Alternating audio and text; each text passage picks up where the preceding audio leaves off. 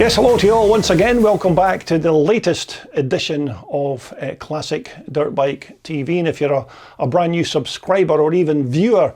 to my CDB TV channel, then welcome aboard. And I hope you continue to find material in here that you like with regards looking at these old school vintage dirt bikes.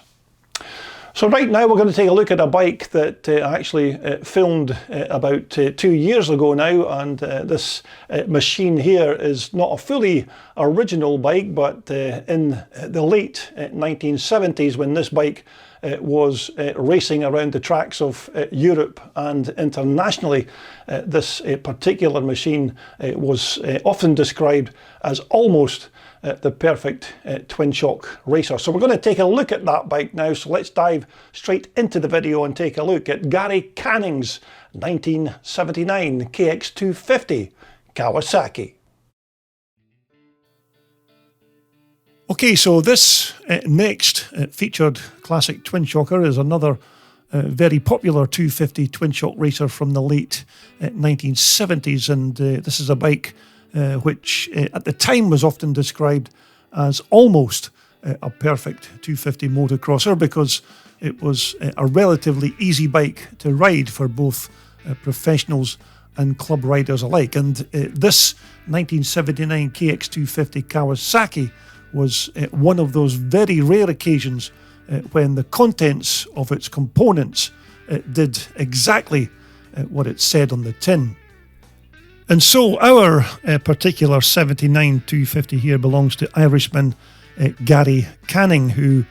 races this bike with his local Northern Ireland Classic Scramble Club. And these pictures and video clips of the bike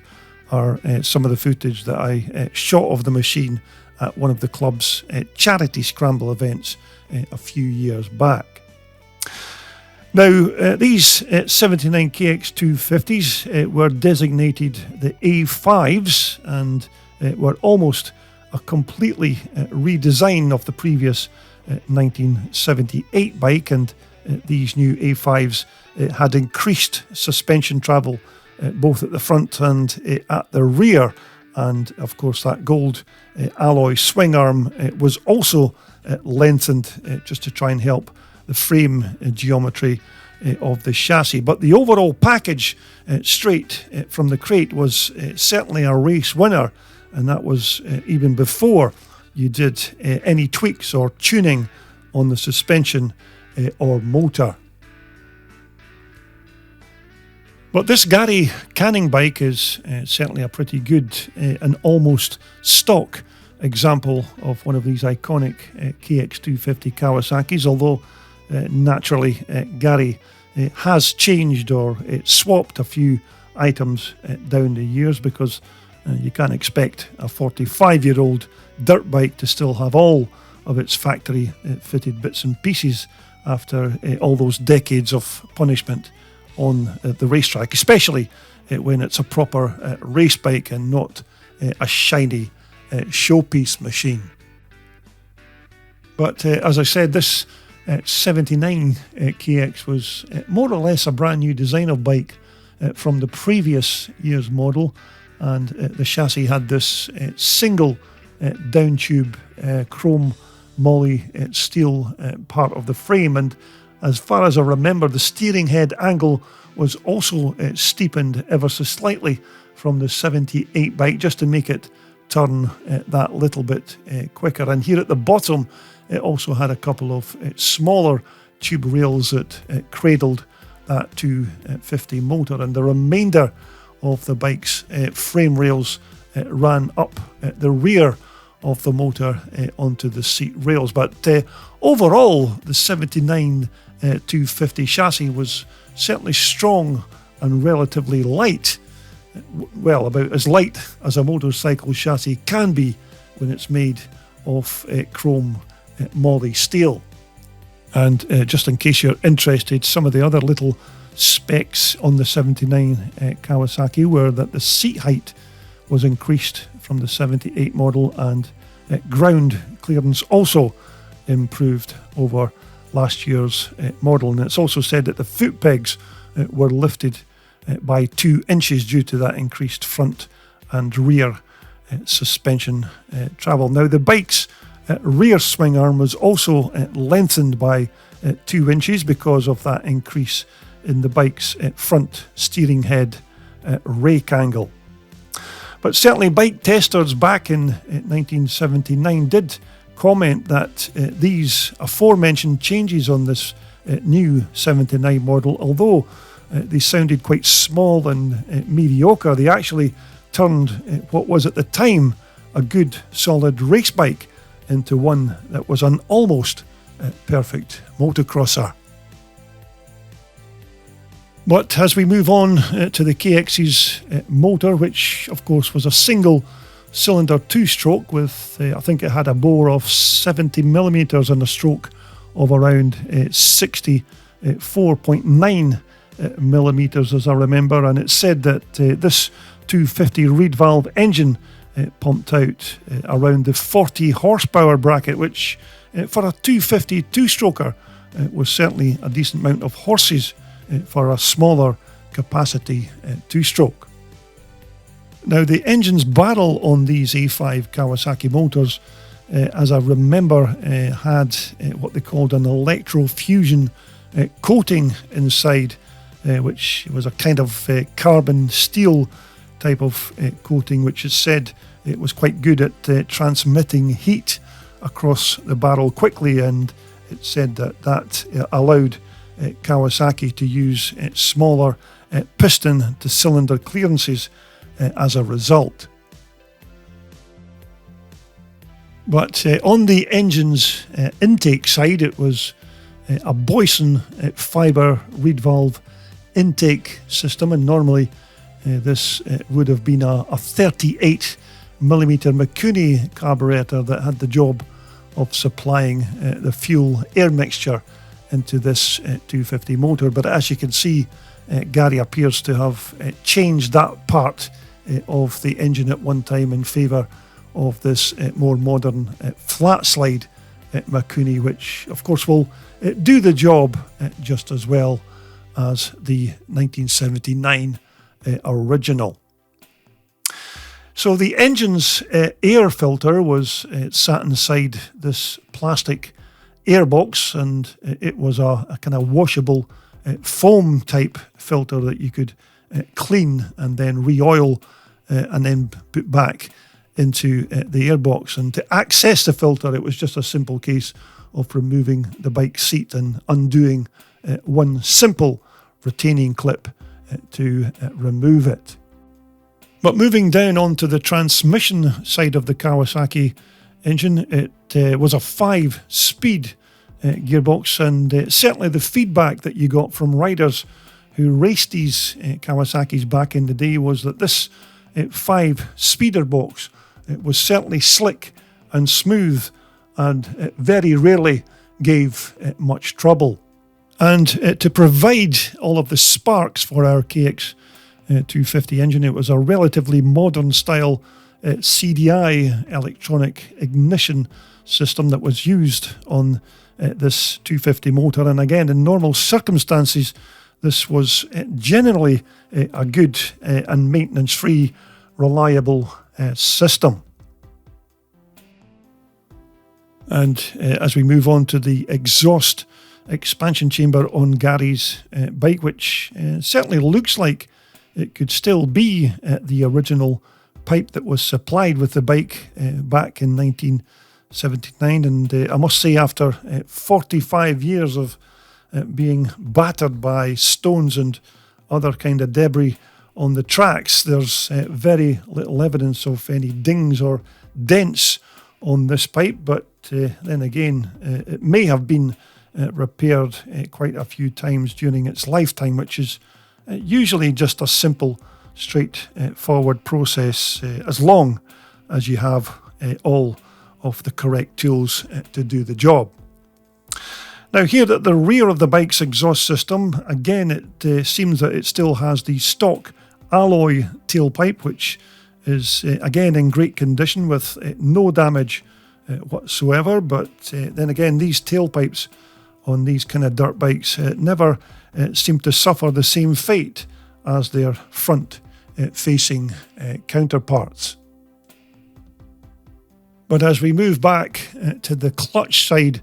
of our Kawasaki engine, it was a pretty straightforward oil-cooled wet multiplate clutch that had this cable-operated alloy lever here at the front of the clutch housing, which I always thought was a bit vulnerable to stones and other kind of track debris damaging this arm or the casing. But nevertheless, this clutch and its operation did work very well on this 250 motor. But I have to say that overall, the 1979 KX250 Kawasaki power plant was an absolute belter of an engine, because it was smooth in its operation and it was generally reliable, and it also had enough gears to satisfy either long or even short racetracks. And even before you ever laid a spanner on this motor, it was still very quick in its stock configuration, and that 40 horsepower for a two-stroke 250, what's not to like? But moving on to the 79's front forks, which as I recall were, I think these were 38mm Kayabas that were fitted to these bikes. And again, these front suspension units were yet another plus on this 79 bikes, because these forks, again, without much of adjustment, were still pretty good suspension units straight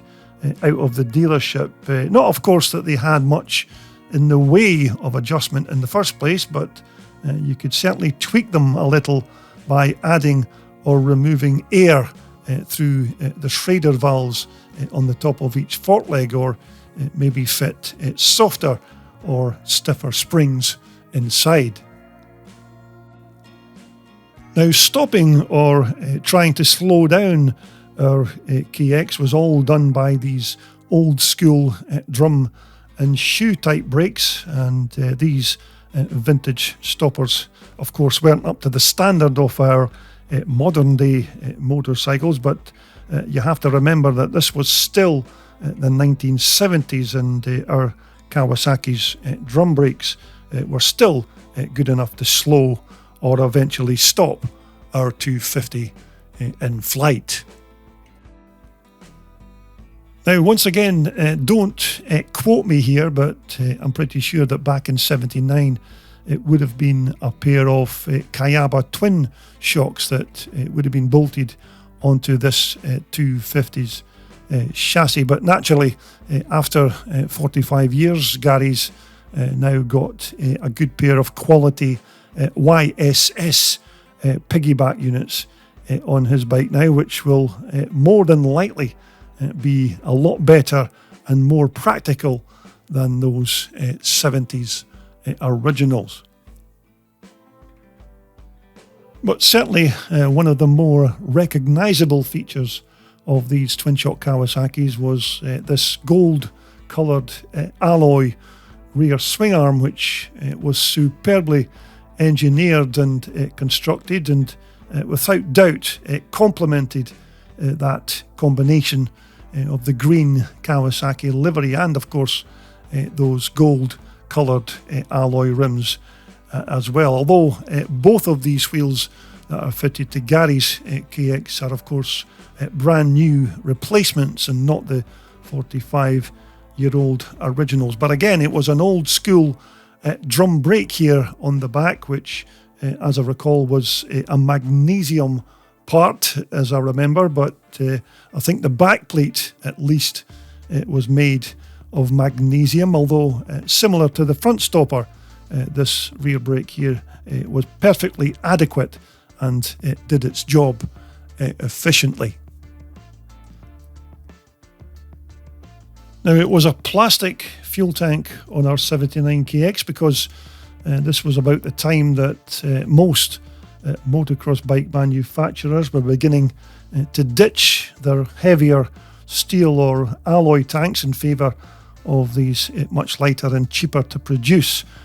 plastic affairs. And you can see that Gary has much the same problem that many of us encountered with these plastic fuel cells, and that's trying to get graphics to stick to them, because I think once you've spilled some fuel down the side of these tanks, it was more or less impossible to get any kind of logos or stickers to go back onto them. But nevertheless, this tank here still held about 2.5 gallons of pre-mixed fuel, so that was usually more than enough for a full day's riding. Now, the driver's seat of our 79 KX was made from a moulded plastic seat base, and then it was covered with a quite thick foam padding before being finished off by fitting a decent vinyl cover with, of course, that distinctive KX logo there on the side. But in terms of its comfort and function, these KX seats were certainly among some of the best in the 250 class. But with regards all of the remaining plastic parts on Gary's bike, I'm pretty sure that these are all replacement parts, because let's face it, as good and as durable as these plastic parts are, I don't suppose that they'd still be in this kind of condition after 45 years. But the upside is that it's still good to know that you can get replacements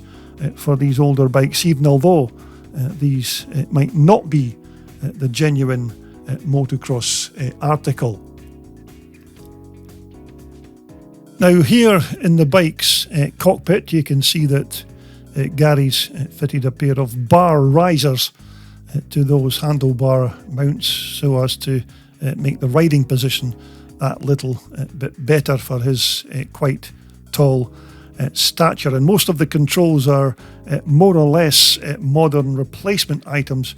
to the 79 originals, with, of course, that engine kill switch there next to the clutch lever, just in case of any kind of emergency with the KX250's engine.